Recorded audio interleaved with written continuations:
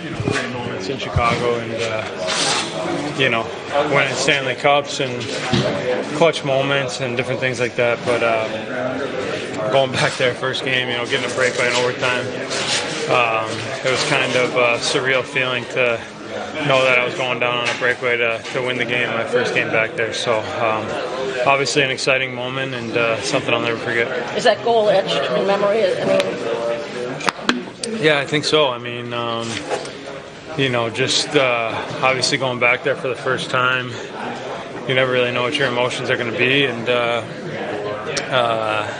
from the welcome back moments to just coming through the game, and DeBrincat tying it up late and then hitting me on a breakaway to win the game. It was you couldn't script it any better. Can you believe how open you were? Did you look around? Yeah, I didn't really back check too hard, to be honest with you. So I kind of fell down. They had a 3-on-2 and figured they were either going to score or if we got the puck, I was going to be open for a breakaway. So, Reimer made a couple big saves, and DeBrincat won a battle and threw it up to me, and just had a lot of time. Didn't even know if I was.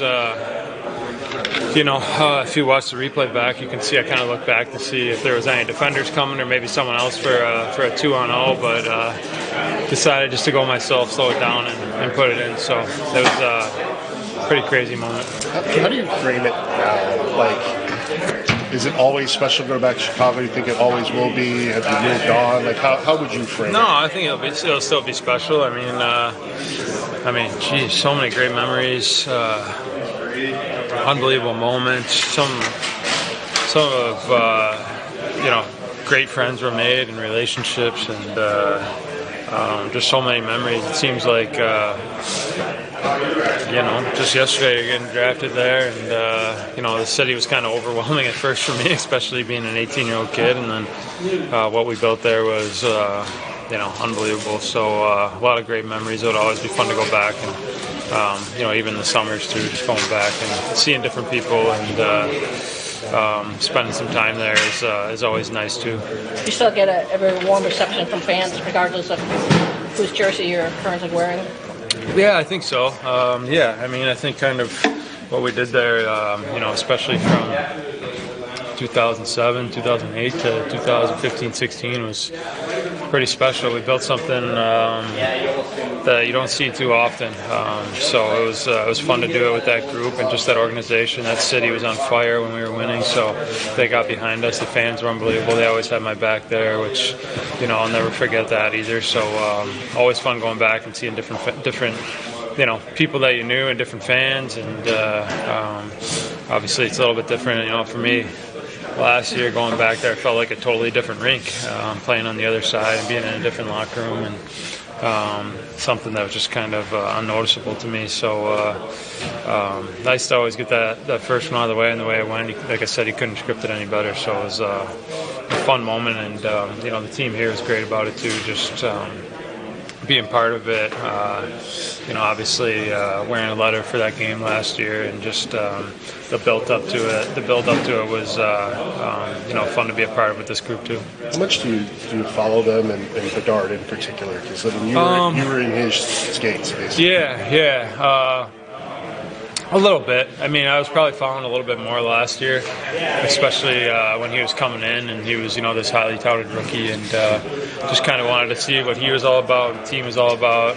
Pay attention to him, look up their scores and different things like that. Sometimes I'll watch them if we have an off night, but not too much. Maybe a little bit more last year. It seems like they're doing a little bit better this year. I know they won a couple games in a row here, Anaheim and LA. So, it seems like they got maybe a better mix in there this year with some veterans and some younger guys. So they're trying to build it all up again, and obviously wish all the best to them, except when we're playing them. Have you had much interaction with Bedard, if any? A little bit more, like kind of when he was drafted and. Things like that, just kind of reaching out to him, wishing him the best, and all that stuff. So not so much lately, but he's obviously a great player. It seems like he's going to get better and better as time goes on too. He's very young, so I'm sure they're trying to build something around him, and he's a special talent for sure. Do you still live there, skate there in the summer? Yeah. Yeah. So I didn't know if like maybe you skated with him, you know, NHL. I didn't skate with him this summer. I think. Might be out in Vancouver, I don't know. Yeah. I don't know if he was ever in when I was there, so missed him on that end. But maybe in the future. Thanks. Stretch of original 6 opponents on deck for you guys here. Just the quality of the teams and what you guys have looking ahead. Yeah, I mean, obviously got to approach it like we would approach any team. Obviously any team can win on any given night, so it doesn't matter the opponent. We got to still have the same mentality, same game plan going to it, and 2 original 6 matchups. Obviously, pretty excited to always be a part of that. But we got Chicago team that's won a couple games lately, and obviously Toronto. We know how they are with their star power, so we just got to be ready to go. How can you guys build off that win against Buffalo on Saturday? What were some of the positives you're pulling from that? Well, obviously, it was a close game. Obviously, we 2-1 game, and we did a lot of good things defensively. Did a lot of good things well, and I think it's just about maybe getting into those harder areas a little bit more offensively, making it hard for goalies, getting into their eyes, getting bodies in front of the net. But obviously, defensively, I think we do a lot of good things in protecting our house and not giving them too many grade A chances inside. I think offensively, maybe we can do a little bit more for sure. Are the offensive chances encouraging though? Like you guys are still getting those looks and those opportunities. Is that encouraging to see that part of the system and process kind of falling into place early on? Yeah, I think it's a work in progress. Obviously, you can see obviously our power play's been really, really good. Won us the game last game, and obviously with great goaltending. But I think it's definitely a work in progress. We get some looks here and there, but I think we need some more sustained zone pressure and make it a little bit harder for their Ds and their forwards to defend in the D zone. And I think we just want to have more traffic and get more bodies to the net. All right, Chicago, is that of all the places on the road, is that one of the better places to play in that rink? I mean, I haven't really got to spend too much time there, but obviously love the rink, love the atmosphere. I think it's a great place to play from what I've heard from other guys, and it's obviously going to be a good atmosphere, with Detroit and Chicago. I think there's always a good crowd, with Kane and all that stuff, but I think it'll be great.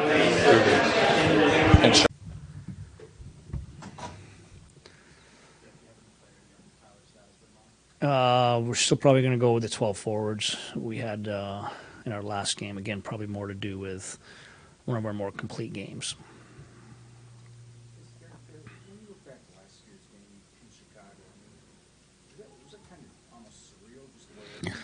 Yes, that was a very unique experience. One of those you feel privileged to be part of it. Chris Chelios' retirement, obviously, Patrick's return. The reception he got, you expected it, but it was even probably beyond what you envisioned. Then obviously the way the game played out. So it was a pretty neat experience, I think, all around.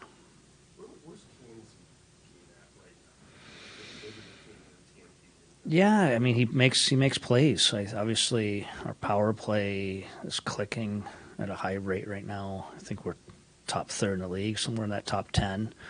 Obviously, he's been a part of the success we've had when we've won games. Big part of that. I think his game 5-on-5, you see flashes of it up and down, probably reflects our overall team game. There's nights he probably doesn't have the same energy he wants to have. There's nights he has that energy. So obviously a lot of positives, and obviously he's still producing points, which is a positive. Yeah. Oh, yeah. He's an absolute pro in the room. Big piece of our room ever since he joined us a year ago. A huge positive with our leadership, growing our leadership. Pretty good example for some of our young guys. As a whole, what's the leadership room? As much insight as you can provide on this season? How have some guys positive? Yeah. No, and it's unique. We had a couple of guys from that leadership core exit our room. So it's been some new voices and the new challenges, developing those younger guys. Even this stretch of this battle of where we are right now, we knew it'd be tough. We're sitting here with 5 losses. 3 of them are the Rangers and Winnipeg. Back in that room, of course we want more, but we thought if we could stay afloat, we'd have a chance to stay in this battle. It's exactly what we've done, and that group's done a good job. It's tough managing some highs and lows, especially early on, because everything gets so magnified, and I think that leadership group's done a really good job. Even, a good example is we had a really tough night against Winnipeg in a lot of ways. The room was down, rightfully so, but we went out and had 2 really good practices and put together pretty good winning performance on Saturday. So pretty good job on that leadership group.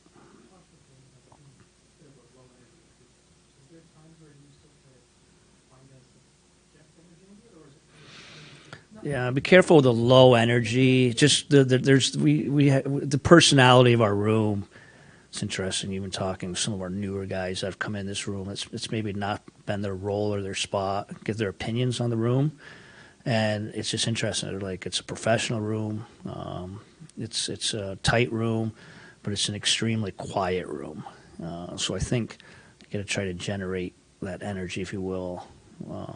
We maybe kind of push them into the fight sometimes as a coaching staff, but you look to get it in different ways. So it's unique. I wouldn't call it a challenge. It's just unique. It's different. I think some other rooms, some successful rooms, can be quiet. You still would like the rooms to have a little quiet confidence about themselves if they're going to be quiet, if you will.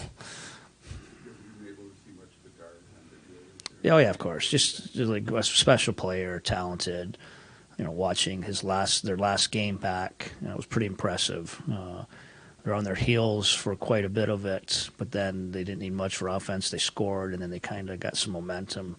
That's a team that's on a 2-game winning streak on the road. It's 2 really good wins for anyone. So this will be a good challenge for us, led by him. Yeah, Talbot will be back in net tomorrow.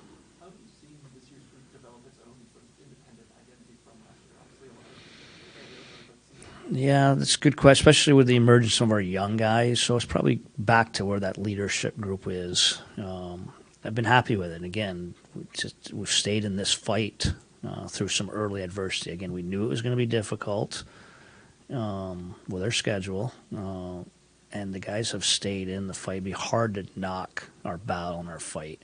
It's easy to pick apart some ups and downs in our game. Those have been pretty obvious, but I think our battle's been fairly consistent, and that's a good sign from the group.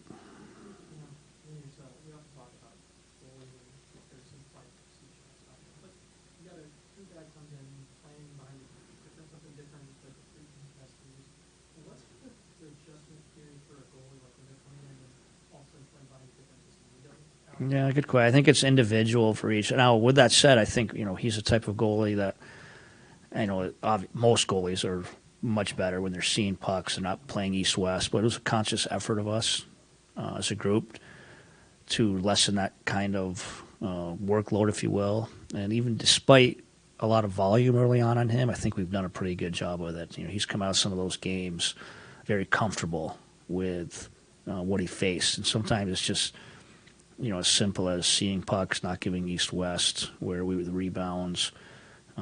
We tried to make life a little easier on all of our goalies, especially him. He's kind of had a track record. If he's able to see it, and you can limit traffic, you can limit east-west. He's had some success. He's done that his whole career, and so for the most part, it's been a positive for him and our group.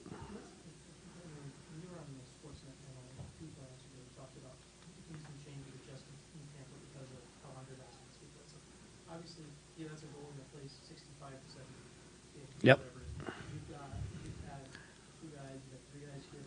What's the balance of what as a coach? Because you can't play completely different.